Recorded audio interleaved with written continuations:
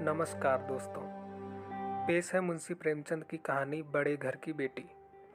बेनी माधव सिंह गौरीपुर गांव के जमींदार और नंबरदार थे। उनके पितामह किसी समय बड़े धन धान्य संपन्न थे। गांव का पक्का तालाब और मंदिर, जिनकी अब मरम्मत भी मुश्किल थी, उन्हीं के कीर्ति स्तंभ थे। कहते हैं इस दरवाजे पर हाथी झूमता था। अब उसकी जगह एक बूढ़ी भैंस थी, जिसके शरीर में अस्थिपंजर के सिवा और कुछ शेष न रहा था, पर दूध शायद बहुत देती थी, क्योंकि एक न एक आदमी हाड़ी लिए उसके सिर पर सवार ही रहता था। बेनी माधव सिंह अपनी आधी से अधिक संपत्ति वकीलों की भेंट कर चुके थे। उनकी वर्तमान आय 1000 रुपये वार्षिक से अधिक नहीं थी। ठाकुर साहब के 2 बेटे थे। बड़े का नाम श्रीकंठ सिंह था। उसने बहुत दिनों के परिश्रम और उद्योग के बाद बीए की डिग्री प्राप्त की थी। अब एक दफ्तर में नौकर था। छोटा लड़का लाल बिहारी सिंह दोहरे बदन का सजीला जवान था। भरा हुआ मुखड़ा, चौड़ी छाती। भैंस का 2 सेर ताज़ा दूध वह उठकर सवेरे ही पी जाता था। श्रीकंठ सिंह की दशा बिल्कुल विपरीत थी। इन नेत्रप्रिय गुणों को उन्होंने बीए इन्हीं 2 अक्षरों पर न्यौछावर कर दिया था। इसी से वैद्यक ग्रंथों पर उनका विशेष प्रेम था। आयुर्वेद पर उनका अधिक विश्वास था। शाम सवेरे उनके कमरे से प्रायः खरल की सुरीली कड़मधुर ध्वनि सुनाई दिया करती थी। लाहौर और कलकत्ते के वैद्यों से बड़ी पढ़ा लिखा होती थी उनकी। श्रीकंठ इस अंग्रेजी डिग्री के अधिपति होने पर भी अंग्रेजी सामाजिक प्रथाओं के विशेष प्रेमी नहीं थे, बल्कि वह बहुधा बड़े जोर से उसकी निंदा और तिरस्कार किया करते थे। इसी से गांव में उनका बड़ा सम्मान था। दशहरे के दिनों में वह बड़े उत्साह से रामलीला में सम्मिलित होते और स्वयं किसी न किसी पात्र का पाठ लेते थे। गौरीपुर में रामलीला के वही जन्मदाता थे। प्राचीन हिंदू सभ्यता का गुणगान उनकी धार्मिकता का प्रधान अंग था। सम्मिलित कुटुंब के तो वह एकमात्र उपासक थे।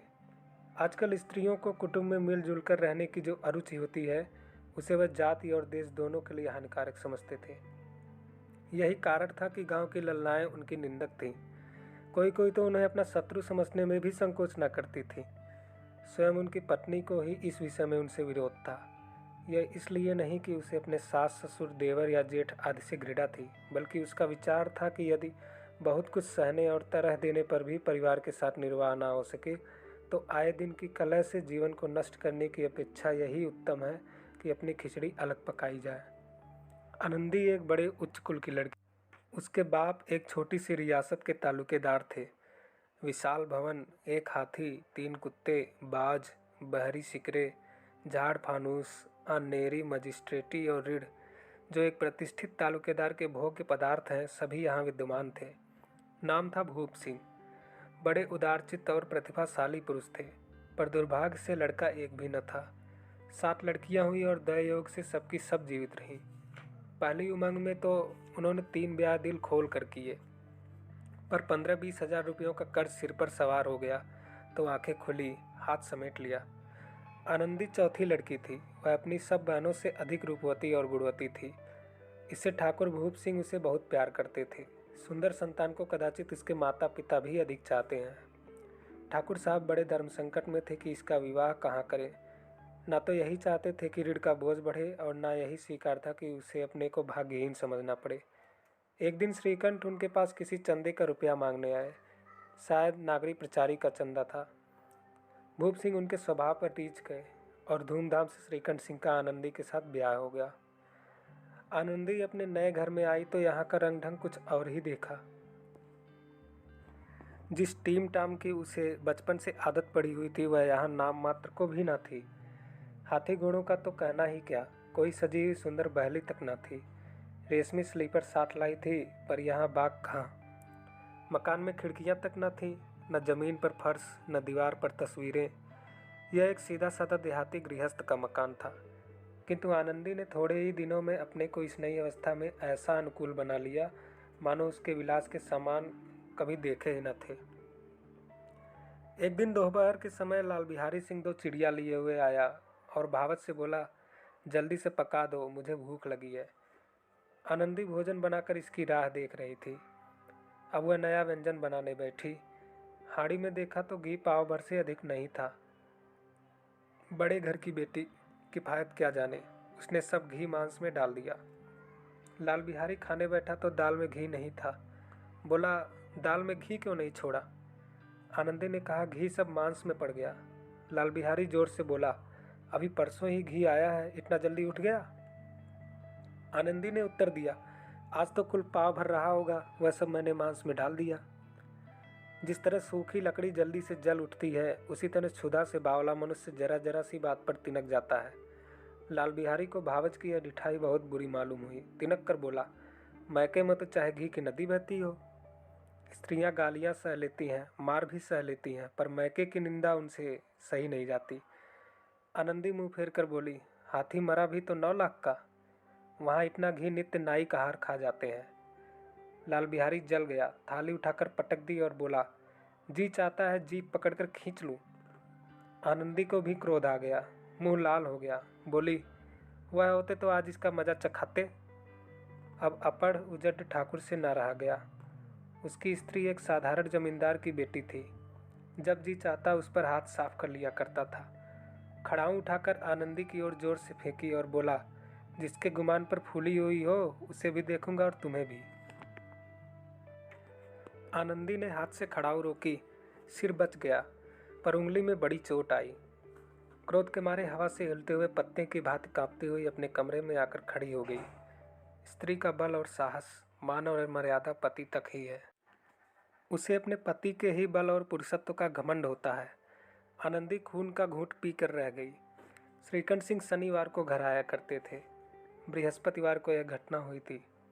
2 दिन तक आनंदी कोप भवन में रही, न कुछ खाया न पिया, उनकी बाट देखती रही। अंत में शनिवार को वह नियमानुकूल संध्या समय घर आए और बाहर बैठकर कुछ इधर उधर की बातें की। कुछ देश काल संबंधी समाचार तथा कुछ नए मुकदमों आदि की चर्चा करने लगे। यह वार्तालाप 10 बजे रात तक होता रहा। गांव के भद्र पुरुषों को इन बातों में ऐसा आनंद मिलता था कि खाने पीने की भी सुधि न रहती थी। श्रीकंठ को पिंड छुड़ाना मुश्किल हो जाता था। यह 2-3 घंटे आनंदी ने बड़े कष्ट से काटे। किसी तरह भोजन का समय आया, पंचायत उठी, एकांत हुआ तो लाल बिहारी ने कहा, भैया आप जरा भाभी को समझा दीजिएगा कि मुंह संभाल कर बातचीत किया करें, नहीं तो एक दिन अनर्थ हो जाएगा। बेनी माधव सिंह ने बेटे की ओर से साक्षी दी, हाँ, बहू बेटियों का यह स्वभाव अच्छा नहीं है कि मर्दे को मुंह लगे। लाल बिहारी कहता है, वह बड़े घर की बेटी है तो हम भी कोई कुर्मी कुमार नहीं है। श्रीकंठ ने चिंतित स्वर से पूछा, आखिर बात क्या हुई? लाल बिहारी ने कहा, कुछ भी नहीं, यूं ही आप उलझ पड़ी। मैके के सामने हम लोगों को तो कुछ समझती ही नहीं। श्रीकंठ खा पीकर आनंदी के पास गए। वह भरी बैठी थी। यह हजरत भी कुछ तीखे थे। आनंदी ने पूछा, चित्त तो प्रसन्न है? श्रीकंठ बोले, बहुत प्रसन्न है, पर तुमने आजकल घर में क्या उपद्रव मचा रखा है? आनंदी के तेवरियों पर बल पड़ गए। झुंझलाहट के मारे बदन में ज्वाला सी दहक उठी। बोली, जिसने तुमसे यह आग लगाई है उससे पाऊँ तो मुंह झुलस दूं उसका। श्रीकंठ, इतनी गर्म क्यों होती हो, बात तो कहो। आनंदी, क्या कहूँ, यह मेरे भाग्य का फेर है, नहीं तो गंवार छोकरा जिसको चपरासीगिरी करने का भी शऊर नहीं है मुझे खड़ाऊ से मार कर यूं अकड़ता नहीं।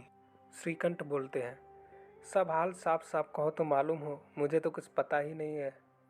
आनंदी, परसों तुम्हारे लाडले भाई ने मुझसे मांस पकाने को कहा था। घी हाड़ी में पाव भर से अधिक ना थी। वह सब मैंने मांस में डाल दिया। जब खाने बैठा तो कहने लगा, दाल में घी क्यों नहीं है? बस इसी का मेरे मैके को बुरा भला कहने लगा। मुझसे ना रह गया। मैंने कहा कि वहाँ इतना घी तो नाई कार खा जाते हैं और किसी को जान भी नहीं पड़ता। बस इतनी सी बात पर इस अन्यायी ने मुझ पर खड़ाऊ फेंक मारी। यदि हाथ से ना रोक लूँ तो सिर फट जाए। उसी से पूछो मैंने जो कुछ कहा वह सच है या झूठ। श्रीकंठ की आंखें लाल हो गईं। बोले, यहाँ तक हो गया और इस छोकरे का यह साहस? आनंदी स्त्रियों के स्वभावानुसार रोने लगी, क्योंकि आंसू उनकी पलकों पर रहते हैं। श्रीकंठ बड़े धैर्यवान और शांत पुरुष थे। उन्हें कदाचित ही कभी क्रोध आता था, पर स्त्रियों के आंसू पुरुष की क्रोधाग्नि भड़काने में तेल का काम देते हैं। रात भर करवटें बदलते रहे। उद्विग्नता के कारण पलक तक नहीं झपकी। प्रातःकाल अपने बाप के पास जाकर बोले, दादा अब इस घर में मेरा निबाह ना होगा। इस तरह की विद्रोहपूर्ण बातें कहने पर श्रीकंठ ने कितनी ही बार अपने कई मित्रों को आड़े हाथों लिया था, परंतु दुर्भाग्य, आज उन्हें स्वयं ही वे अपनी बातें अपने ही मुंह से कहनी पड़ी थी। दूसरों को उपदेश देना भी कितना सहज है। बेनी माधव सिंह घबरा उठे और बोले, क्यों? श्रीकंठ, इसलिए कि मुझे भी अपनी मान प्रतिष्ठा का कुछ विचार है। आपके घर में अब अन्याय और हठ का प्रकोप हो रहा है। जिनको बड़ों का आदर सम्मान करना चाहिए वे उंगली उठाकर उनके सिर पर चढ़ते हैं। मैं दूसरे का नौकर ठहरा, घर पर रहता नहीं। यहाँ मेरे पीछे स्त्रियों पर खड़ा हुआ और जूतों की बौछारें होती हैं। कड़ी बात तक चिंता नहीं, कोई एक की दो कह ले, यहाँ तक मैं सह सकता हूँ, किंतु यह कदापि नहीं सह सकता कि मेरे ऊपर लात घुसे पड़े और मैं दम न मारूं। बेनी माधव सिंह कुछ जवाब न दे सके। श्रीकंठ सदैव उनका आदर करते थे। उनके ऐसे तेवर देखकर बूढ़ा ठाकुर अवाक रह गया। केवल इतना ही बोला, बेटा तुम बुद्धिमान होकर ऐसी बातें करते हो। स्त्रियां इसी तरह घर का नाश करती हैं। उनको बहुत सिर चढ़ाना अच्छा नहीं है। श्रीकंठ, इतना मैं जानता हूँ, आपके आशीर्वाद से ऐसा मूर्ख नहीं हूँ। आप स्वयं जानते हैं कि मेरे ही समझाने से इसी गांव में कई घर संभल गए। पर जिस स्त्री की मान प्रतिष्ठा का ईश्वर के दरबार में मैं उत्तरदाता हूँ, उसके प्रति ऐसा घोर अन्याय और पशुवत व्यवहार मुझे असह्य है। आप सच मानिए, मेरे लिए यही कुछ कम नहीं है कि लाल बिहारी को कुछ दंड नहीं देता। अब बेनी माधव सिंह भी गरमाए, ऐसी बातें और ना सुन सके। बोले, लाल बिहारी तुम्हारा भाई है, उससे जब कभी भूल चूक हो तो उसके कान पकड़ो। लेकिन श्रीकंठ, लाल बिहारी को मैं अपना भाई नहीं समझता। बेनी माधव सिंह, स्त्री के पीछे? श्रीकंठ बोलते हैं, जी नहीं, उसकी क्रूरता और अविवेक के कारण। दोनों कुछ देर चुप रहे। ठाकुर साहब लड़के का क्रोध शांत करना चाहते थे, लेकिन यह नहीं स्वीकार करना चाहते थे कि लाल बिहारी ने कोई अनुचित काम किया है। इसी बीच में गांव के और कई सज्जन हुक्के चिल्लम के बहाने वहां आ बैठे थे।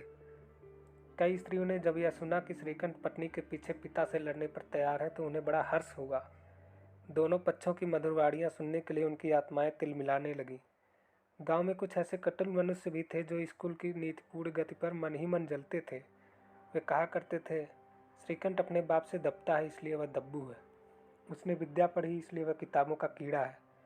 बेनी माधव सिंह उसकी सलाह के बिना कोई काम नहीं करते थे, यह उनकी मूर्खता है। इन महानुभावों की शुभकामनाएं आज पूरी होती दिखाई दी। कोई हुक्का पीने के बहाने और कोई लगान की रसीद दिखाने के बहाने आकर बैठ गया था। बेनी माधव सिंह पुराने आदमी थे, इन भावों को ताड़ गए। उन्होंने निश्चय किया, चाहे कुछ ही क्यों ना हो, इन द्रोहियों को ताली बजाने का अवसर नहीं दूंगा। तुरंत कोमल शब्दों में बोले, बेटा मैं तुमसे बाहर नहीं हूँ, तुम्हारा जो चीज चाहे करो, अब लड़के से अपराध हो ही गया।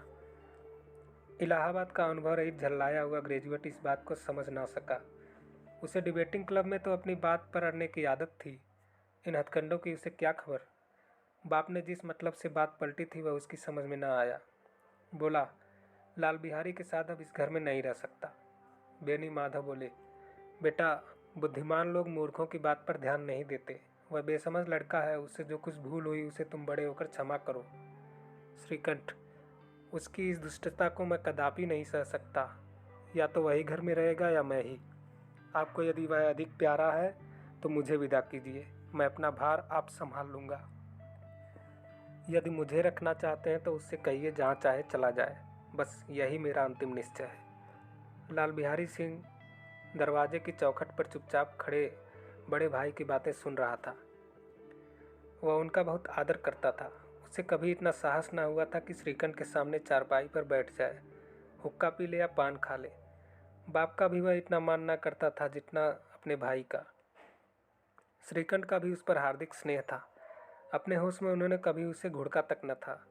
जब वह इलाहाबाद से आते तो उसके लिए कोई न कोई वस्तु अवश्य लाते थे। मुकद्दर की जोड़ी उन्होंने ही बनवा के दी थी। पिछले साल जब उसने अपने से डेढ़े जवान को नागपंचमी के दिन दंगल में पछाड़ दिया तो उन्होंने पुलकित होकर अखाड़े में ही जाकर उसे गले से लगा लिया था। 5 रुपए के पैसे लौटाए थे। ऐसे भाई के मुंह से आज ऐसी हृदय विदारक बात सुनकर लाल बिहारी को बड़ी ग्लानि हुई। वह फूट फूट कर रोने लगा। इसमें संदेह नहीं कि अपने किए पर पछता रहा था। भाई के आने से एक दिन पहले से उसकी छाती धड़कती थी कि देखो भैया क्या कहते हैं, मैं उनके सम्मुख कैसे जाऊंगा, उनसे कैसे बोलूंगा, मेरी आंखें उनके सामने कैसे उठेंगी। उसने समझा था कि भैया मुझे बुला समझाकर समझा देंगे। इस आशा के विपरीत आज उसने उन्हें निर्दयता की मूर्ति बने हुए पाया। वह मूर्ख था, परंतु उसका मन कहता था कि भैया मेरे साथ अन्याय कर रहे हैं। यदि श्रीकंठ उसे अकेले में बुलाकर 2-4 कड़ी बातें कह देते, इतना ही नहीं 2-4 तमाचे भी लगा देते, तो कदाचित उसे इतना दुख ना होता। पर भाई का यह कहना कि अब मैं इसकी सूरत नहीं देखना चाहता, लाल बिहारी से सहा नहीं गया। वह रोता हुआ घर आया। कोठरी में जाकर कपड़े पहने, आंखें पोंछी, जिससे कोई यह ना समझे कि रोता था। तब आनंदी के द्वार पर आकर बोला, भाभी, भैया ने निश्चय किया कि वह मेरे साथ इस घर में नहीं रहेंगे। अब वह मेरा मुंह नहीं देखना चाहते, इसलिए अब मैं जाता हूँ। उन्होंने फिर मुंह ना दिखाऊंगा। मुझसे जो कुछ अपराध हुआ उसे क्षमा करना। यह कहते कहते लाल बिहारी का गला भर आया। जिस समय लाल बिहारी सिंह सिर झुकाए आनंदी के द्वार पर खड़ा था, उसी समय श्रीकंठ सिंह भी आंखें लाल किए बाहर से आए। भाई को खड़ा देखा तो घृणा से आंखें फेर ली और कतराकर निकल गए, मानो उसकी परछाई से ही दूर भागते हों। आनंदी ने लाल बिहारी की शिकायत तो की थी, लेकिन अब मन में पछता रही थी। वह स्वभाव से ही दयावती थी। उसे इसका तनिक भी ध्यान न था कि बात इतनी बढ़ जाएगी। वह मन में अपने पति पर झुंझला रही थी कि यह इतने गर्म क्यों होते हैं। उस पर भय यह था कि कहीं मुझसे इलाहाबाद चलने को ना कह दें, तो कैसे क्या करूंगी। इस बीच में जब उसने लाल बिहारी को दरवाजे पर खड़े यह कहते सुना कि अब मैं जाता हूँ, मुझसे जो कुछ अपराध हुआ क्षमा करना, तो उसका रहा सा क्रोध भी पानी हो गया। वह रोने लगी। मन का मैल धोने के लिए नयन जल से उपयुक्त और कोई वस्तु नहीं है। श्रीकंठ को देखकर आनंदी ने कहा, लाला बाहर खड़े बहुत रो रहे हैं। श्रीकंठ बोले, तो मैं क्या करूं? आनंदी, भीतर बुला लो, मेरी जीभ में आग लगे। मैंने कहाँ से यह झगड़ा उठाया? श्रीकंठ, मैं ना बुलाऊंगा। आनंदी, पछताओगे, उन्हें बहुत ग्लानि हो गई है, ऐसा ना हो कि कहीं चल दें। श्रीकंठ ना उठे। इतने में लाल बिहारी ने फिर कहा, भाभी, भैया से मेरा प्रणाम कह दो, वह मेरा मुंह नहीं देखना चाहते, इसलिए मैं भी अपना मुंह उन्हें न दिखाऊंगा। लाल बिहारी इतना कहकर लौट पड़ा और शीघ्रता से दरवाजे की ओर बढ़ा। अंत में आनंदी कमरे से निकली और उसका हाथ पकड़ लिया। लाल बिहारी ने पीछे फिरकर देखा और आंखों में आंसू भरे बोला, मुझे जाने दो। आनंदी, कहाँ जाते हो? लाल बिहारी बोलता है, जहाँ कोई मेरा मुंह ना देखे। आनंदी, मैं ना जाने दूंगी। लाल बिहारी बोलता है फिर, मैं तुम लोगों के साथ रहने योग्य नहीं हूँ। आनंदी, तुम्हें मेरी सौगंध, अब एक पग भी आगे न बढ़ाना। लाल बिहारी, जब तक मुझे यह न मालूम हो जाए कि भैया का मन मेरी तरफ से साफ हो गया, तब तक मैं इस घर में कदापि न रहूँगा। आनंदी, मैं ईश्वर को साक्षी देकर कहती हूँ कि तुम्हारी ओर से मेरे मन में तनिक भी मैल नहीं है। अब श्रीकंठ का भी हृदय पिघल गया था। उन्होंने बाहर आकर लाल बिहारी को गले लगा लिया। दोनों भाई खूब फूट फूट कर रोए। लाल बिहारी ने सिसकते हुए कहा, भैया, आप कभी मत कहना कि तुम्हारा मुंह ना देखूंगा। इसके सिवा आप जो भी दंड देंगे मैं सहर्ष से स्वीकार कर लूँगा। श्रीकंठ ने कांपते हुए स्वर से कहा, लल्लू, इन बातों को बिल्कुल भूल जाओ। ईश्वर चाहेगा तो फिर ऐसा अवसर ही ना आवेगा। बेनी माधव सिंह बाहर से आ रहे थे। दोनों भाइयों को गले मिलते देखकर आनंद से पुलकित हो गए। बोल उठे, बड़े घर की बेटियां ऐसी ही होती हैं, बिगड़ता हुआ भी काम बना लेती हैं। गांव में जिसने यह वृत्तांत सुना, उसी ने इन शब्दों में आनंदी की उदारता को सराहा। बड़े घर की बेटियां ऐसी ही होती हैं।